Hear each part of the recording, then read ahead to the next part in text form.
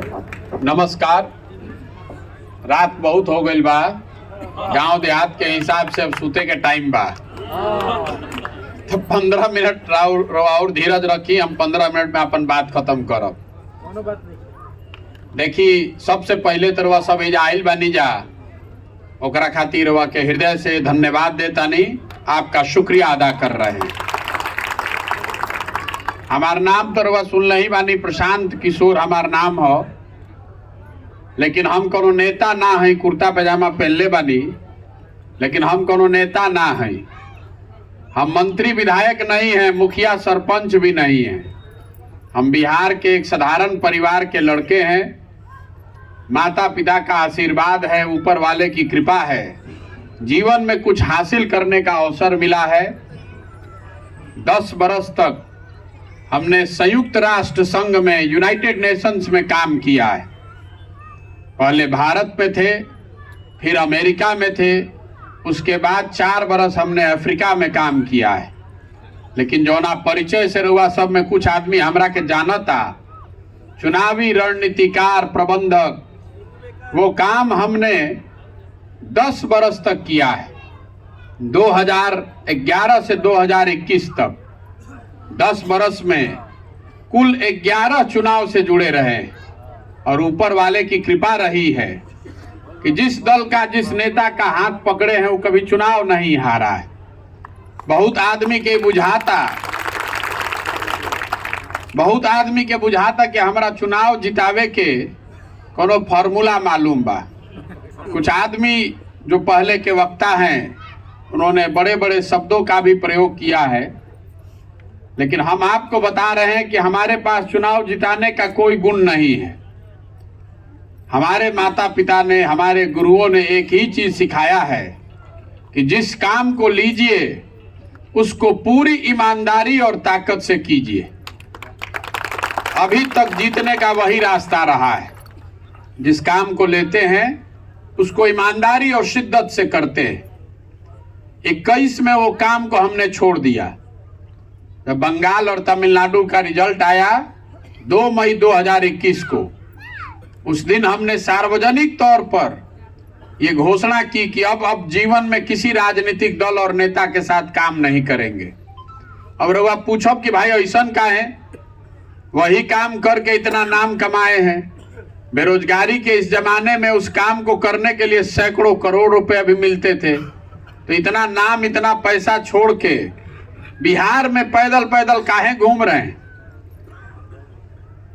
उस काम को इसलिए छोड़े कि 10 बरस बड़े बड़े दलों के साथ, नेताओं के साथ बहुत करीब से काम करके अनुभव किया कि दलों के जीतने से, नेताओं के जीतने से ये जरूरी नहीं है कि जनता की जिंदगी बदल जाए।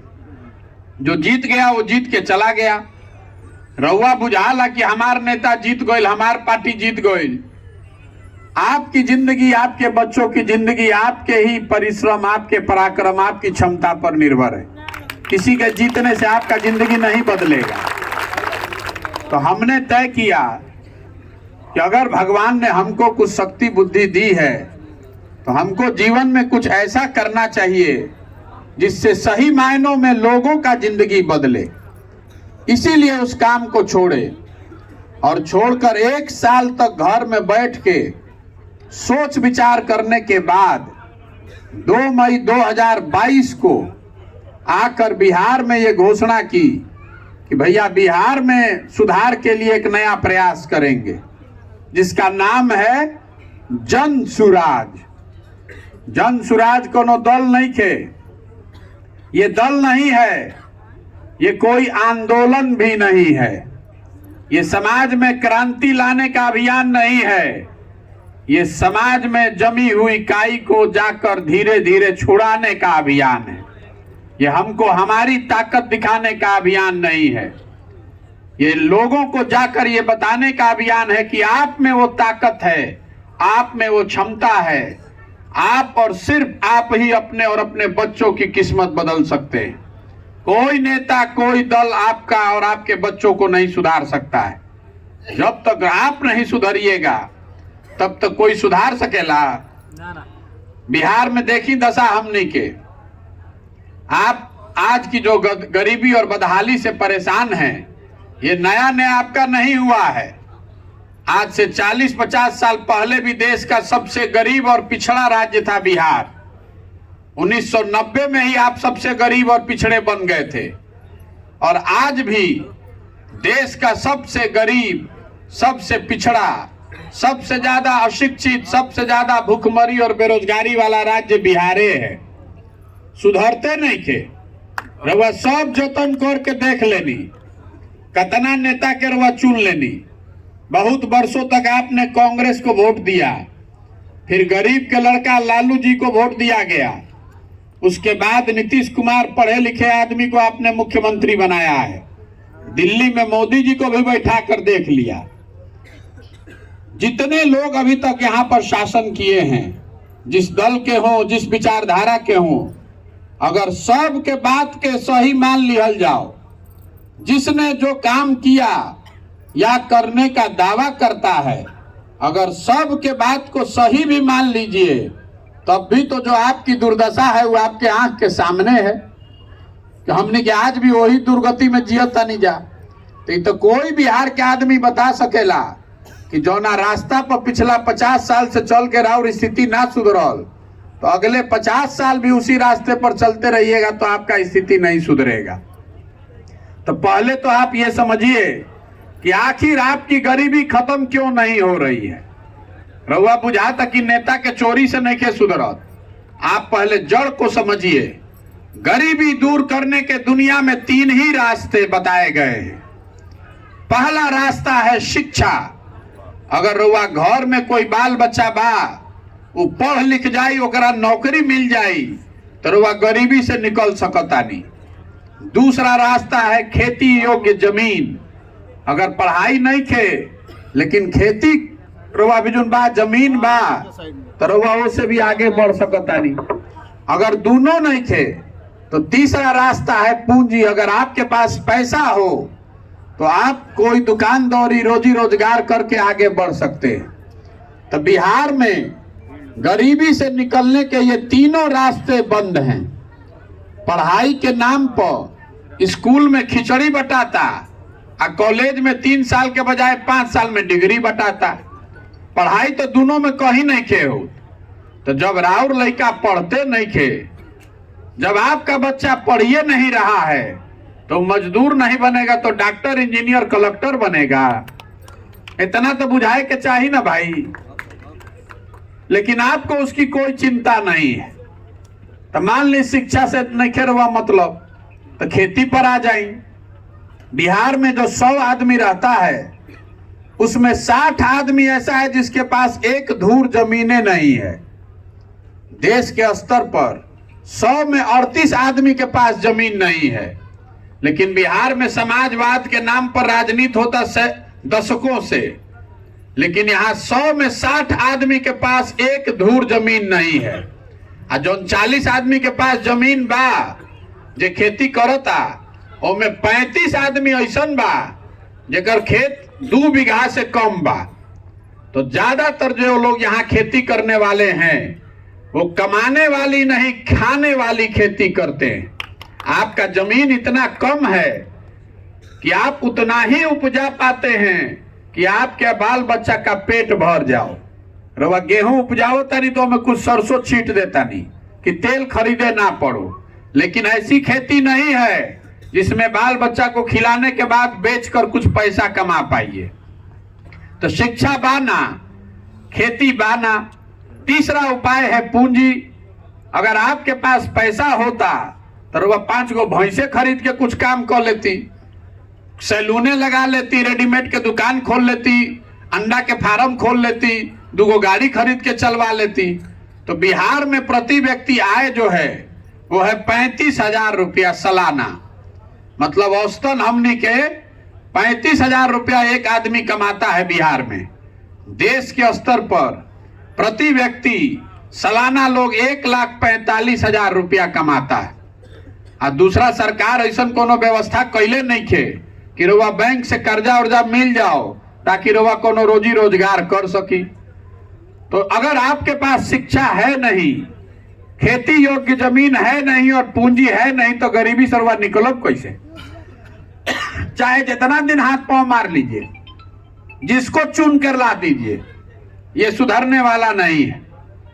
जब तक आप और हम शिक्षा को नहीं सुधारेंगे, ये व्यवस्था नहीं बनाएंगे कि गरीब से गरीब आदमी का लड़का पढ़ लिख कर नौकरी कर पाए, जब तक हम लोग खेती को खाने वाला नहीं कमाने वाला खेती बनाएंगे, जब तक हम लोग लोगों के हाथ में रोजगार के लिए पूंजी नहीं डालेंगे, तब तक बिहार सुधर नहीं सकता है।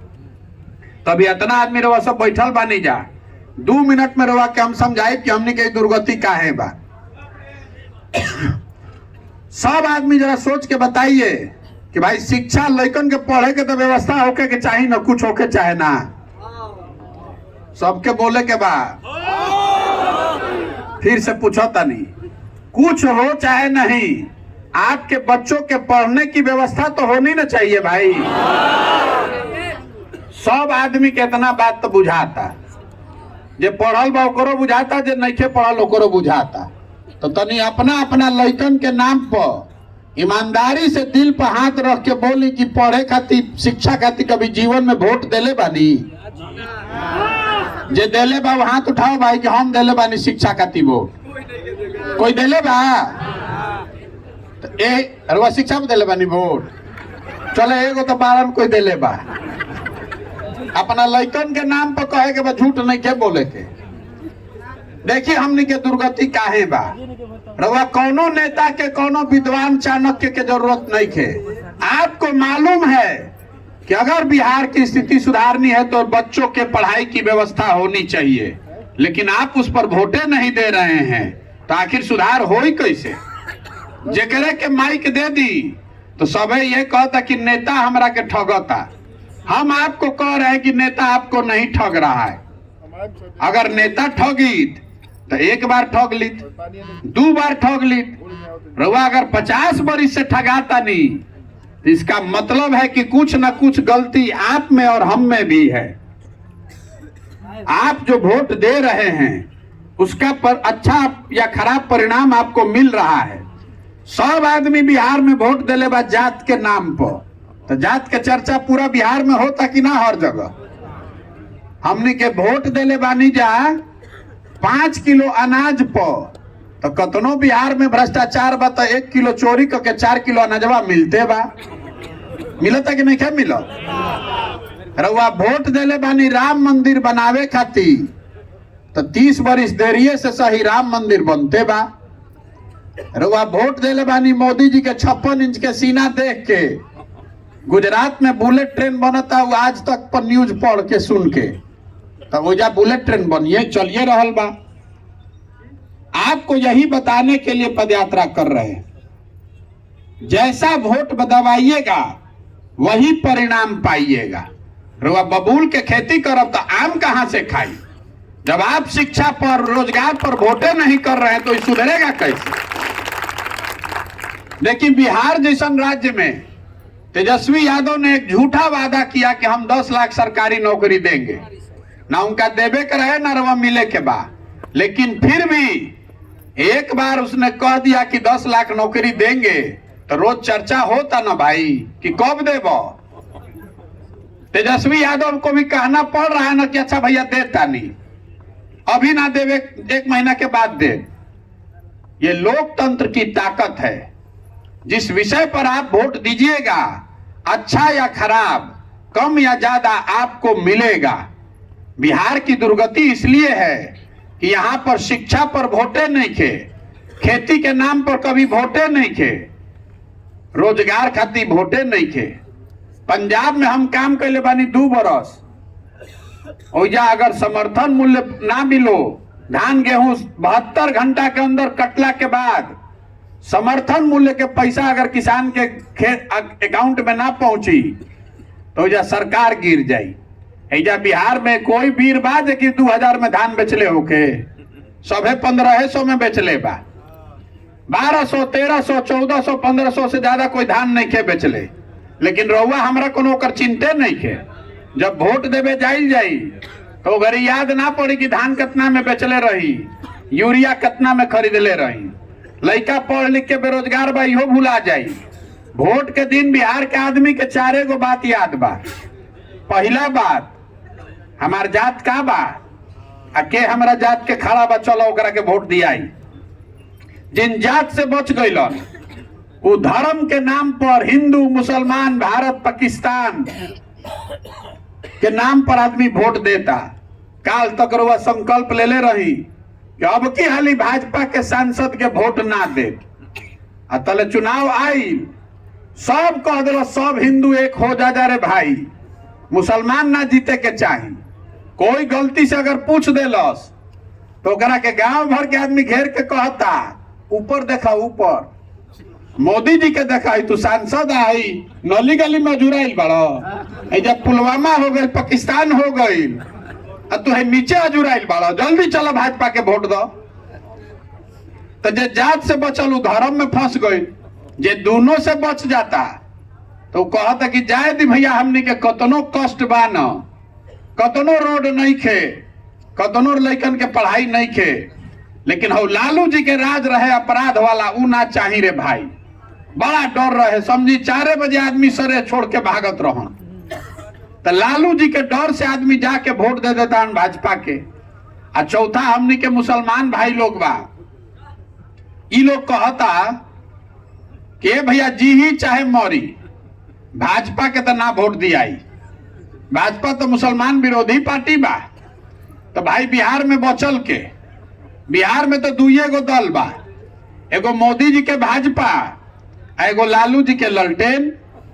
नीतीश कुमार बेचारे के तो दौले नहीं खे बचल, कि कभी ललटेन पकड़ के लटक जाता है, कभी कमल के फूल पर बैठ के पहरे लागता है। तो मुसलमान कह रहा है कि भैया भाजपा के दे ना सकी, तो बचलन ललटेन एकरे में किरासन तेल बन के जरल जाई, इनके के वोट दबाओ। इतना आदमी रवा सब बैठल बानी जा, ईमानदारी से बताएं यही 4 चीज पर वोट पड़ा था भैया बिहार में। तो काहे के माथा हमनी के पीटा तानी जा रात में 10 बजे बैठ के। अरे रउआ जाना तानी, हम जाना तानी, तो सब नेतो जान गइल बड़ा सन कि बिहार के जनता कतनो बतिया ले, हंस के गा के गरिया के वोटवा यही 4 चीज पर दिहन जा, जइहन जा कहा।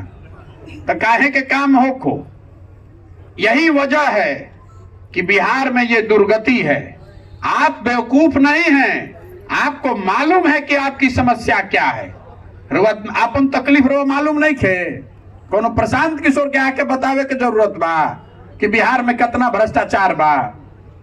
आप अधिकारियों से परेशान नहीं हैं, कोनो काम होता बिना पैसा देले, ये तो सब बात रुआ जानता नहीं। आपके घर में आपका लड़का पढ़ लिख के बेरोजगार बैठा हुआ है, तो नेता के बताई कि तो रोज झेलता नहीं अपना माथा पर। लेकिन आप के दिमाग पर नेताओं ने, दलों ने इतना जाति का, धर्म का काई जमा दिया है कि आपको अपने बच्चों के तकलीफ भी नहीं दिख रही है। इसीलिए पदयात्रा जब कर रहे हैं तो गांवे गांवे जाके लोग के हाथ जोड़ता नहीं कि अरे भाई अपना नहीं तो कम से कम अपने बच्चों का चेहरा देखिए, जगिए और अपनी वोट की कीमत को समझ के जाति धर्म से ऊपर उठ के नाली गली पर नहीं, 5 किलो अनाज पर नहीं, अपने बच्चों के भविष्य के लिए वोट दीजिए, तभी बिहार सुधरेगा, नहीं तो कोई इसको नहीं सुधार पाएगा।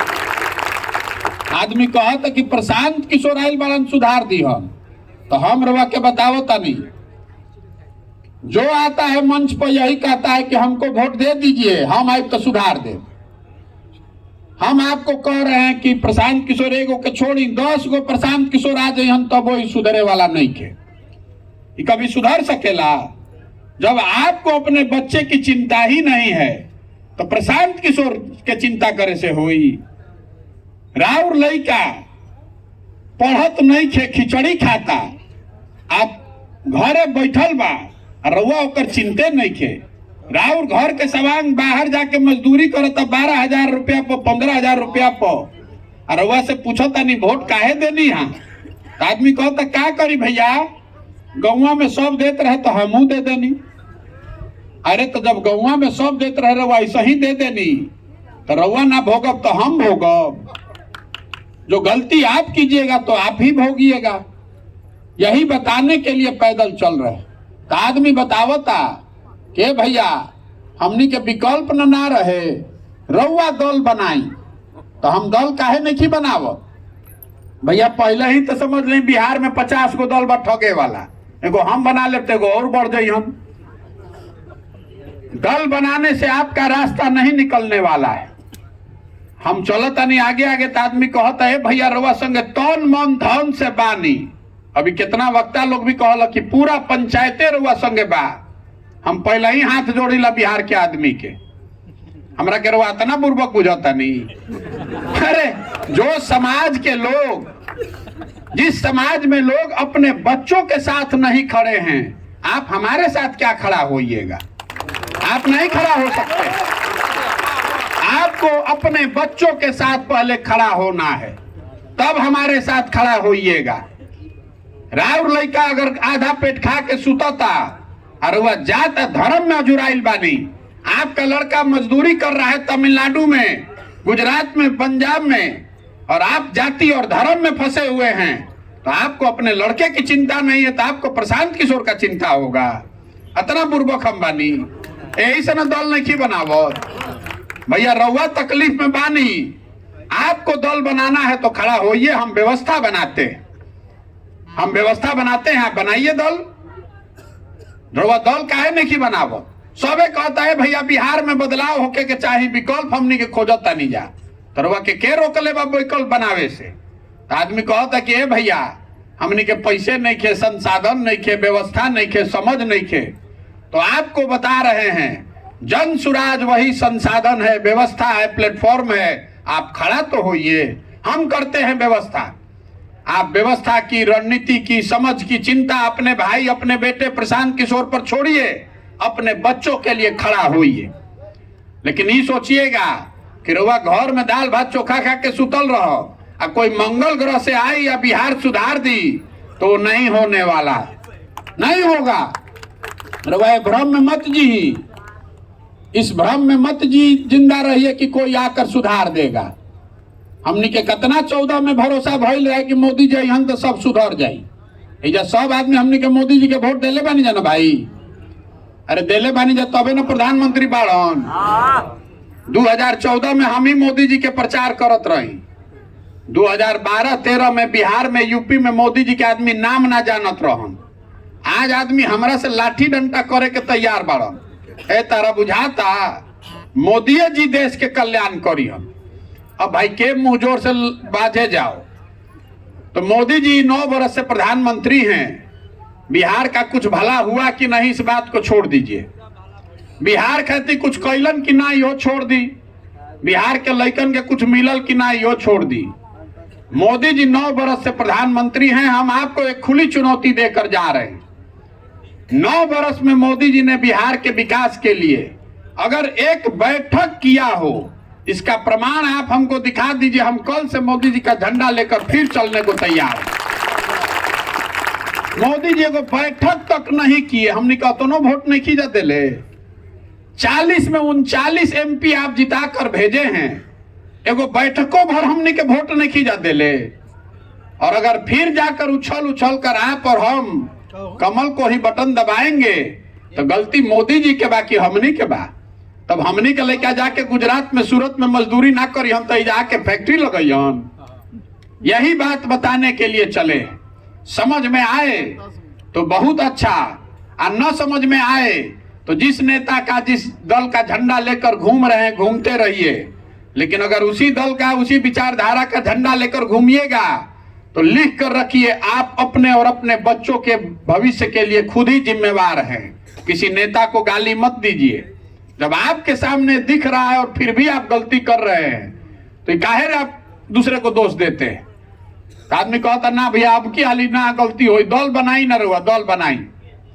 तो ये जो पूरा अभियान है, इसमें दल कैसे बनाया जाएगा, बिहार में दल कैसे बनेला पहले ही बताई।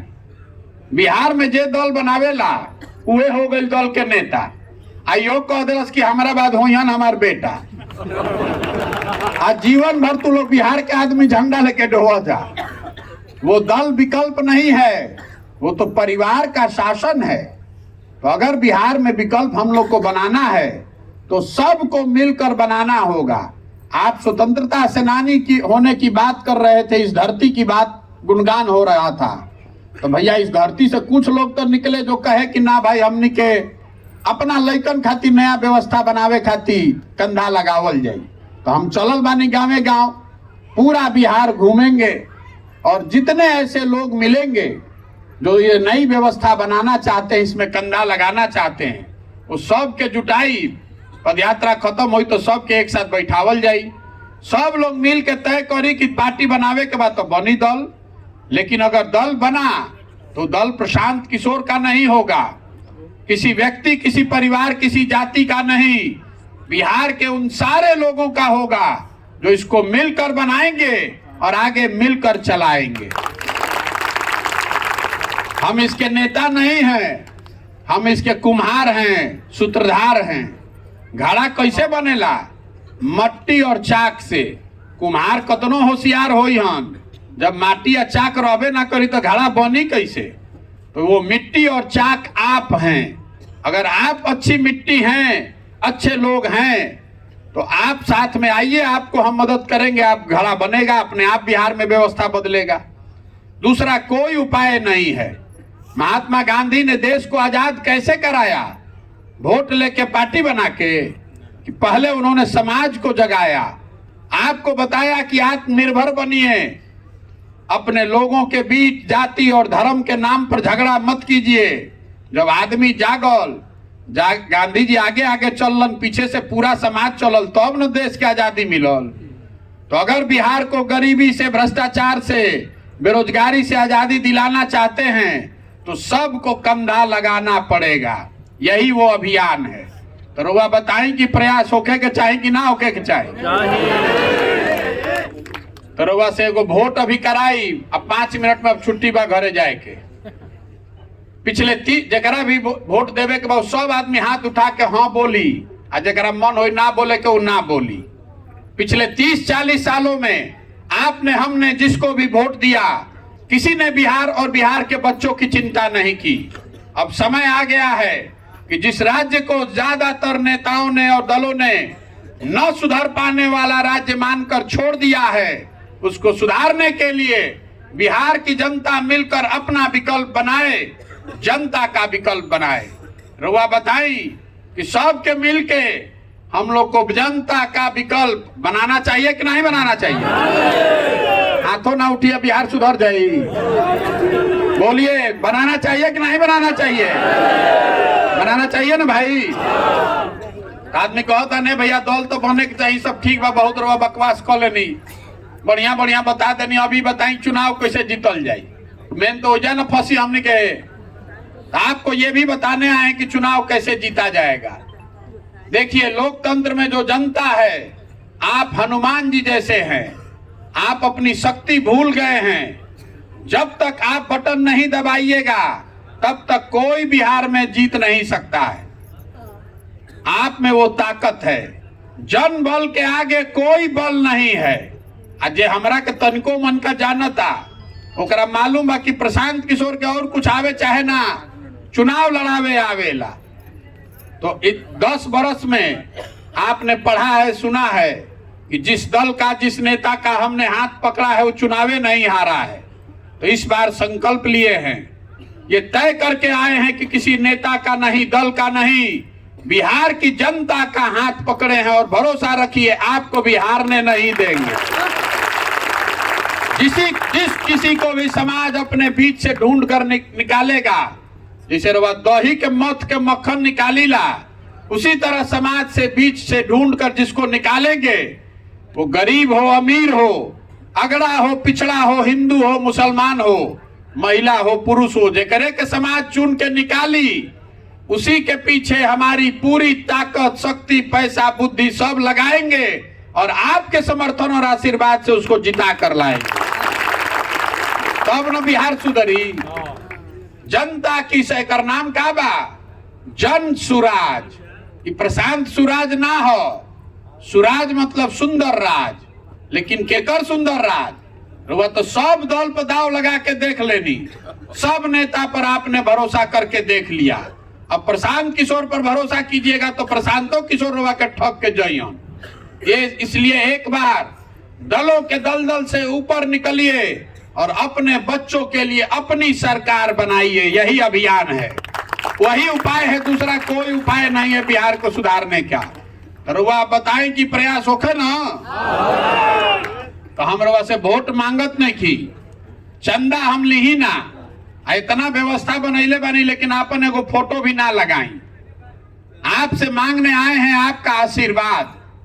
ये कठिन काम है, ये 50 वर्ष की जमी हुई काई है, छुड़ाने के लिए बहुत मेहनत करना पड़ेगा। गांवे गांव जाके सुबह से शाम तक घर परिवार छोड़कर 1 बरस 2 बरस तक गांवे गांव जाके करे के पड़ी। आदमी कहता कि गांधी मैदान में भैया रैली कर लेती ना तो बड़ा अच्छा हो जाए, एक बार सबके बता देती जा। तो हम आपको बता रहे हैं कि गांधी मैदान में रैली काहे नहीं हो।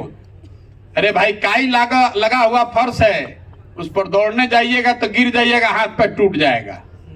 बिहार के समाज में लोगों के दिमाग पर जाति और धर्म का इतना लंबोटा काई जमा हुआ है कि ओकरा के बैठ के जैसे ईटा और झाड़ू से रगड़ के रुआ काई छोड़ाइला वैसे ही छोड़ावे के पड़ी। तो ये होगा कैसे? आदमी जाता 5 दिन बाबा धाम तो 1 महीना टंगा जाता। हम यहाँ चल रहे 164 दिन से, अभी 1-1.5 बरस और चलेंगे। ये होगा ऊपर वाले के कृपा से और आपके आशीर्वाद से। अगर आपको लगता है कि जो काम हम कर रहे हैं ये ठीक काम है तो एक बार हाथ उठा के आशीर्वाद दी। है ना आपका आशीर्वाद? करे ना प्रयास। एगो अंतिम बात, हमने के लड़का जाता सन बाहर बिहार से पढ़े, ज्यादातर लड़का जाता सन मजदूरी करे। तो आदमी कहता बिहारी मतलब बेवकूफ, जे करे मन होता वह 2 थप्पड़ लगा देता। कोई तमिलनाडु में मार दिलस, कोई पंजाब में मार दिलस, कभी राज ठाकरे गाली दे दिलन, कभी कोई दूसरा आदमी गाली दे दिया। बिहारी मतलब ये शब्द बिहारी गाली बन गया है। बिहार का सब आदमी हमने के सब बेवकूफ बनी जा। अरे बिहार के लोग बेवकूफ नहीं हैं, यहाँ के नेताओं ने, व्यवस्था ने हम लोग को बेवकूफ बना दिया है। एक बार आप जग जाइएगा तो आप में वो ताकत है, बिहार के लड़कों में वो ताकत है, इस मिट्टी में वो ताकत है कि हम लोग वो व्यवस्था बना सकते हैं कि किसी के परिवार के बच्चे को पढ़ने के लिए, मजदूरी करने के लिए बिहार से बाहर नहीं जाना पड़ेगा। लिख कर रखिए, ये व्यवस्था यहाँ बनाई जा सकती है। हमारा से आदमी कहता ए भाई इतना बढ़िया बढ़िया बतियावत अपना खातिर का चाहता। बहुत आदमी के बुझाता कि हमारा सरकार में आवे के बाद, कुछ आदमी कहता कि हम बिहार के मुख्यमंत्री बने चाहता नहीं। तरुआ के बता रहल बानी, अरे हमारा सपना सरकार में आना, मुख्यमंत्री बनना नहीं है। इतना छोटा सपना लेकर थोड़े पैदा हुए हैं। हमारे दादा मजदूर थे, बैलगाड़ी चलाते थे, 9 गो बच्चा में एगो हमारे बाबूजी को पढ़ाए तो डॉक्टर हुए। हम इतना छोटा सपना लेकर नहीं पैदा हुए हैं। अपने जीवन का सब कुछ सरकार में आने के लिए नहीं दाव पर लगाए हैं।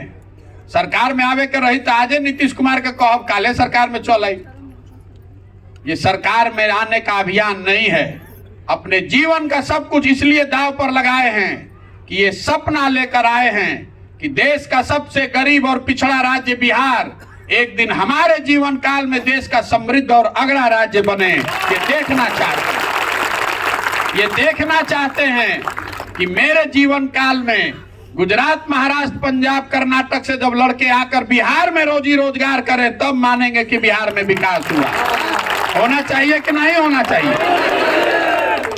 26 MP का राज्य है गुजरात। गुजरात का आदमी बन गया फैक्ट्री का मालिक। 40 MP का राज्य है बिहार।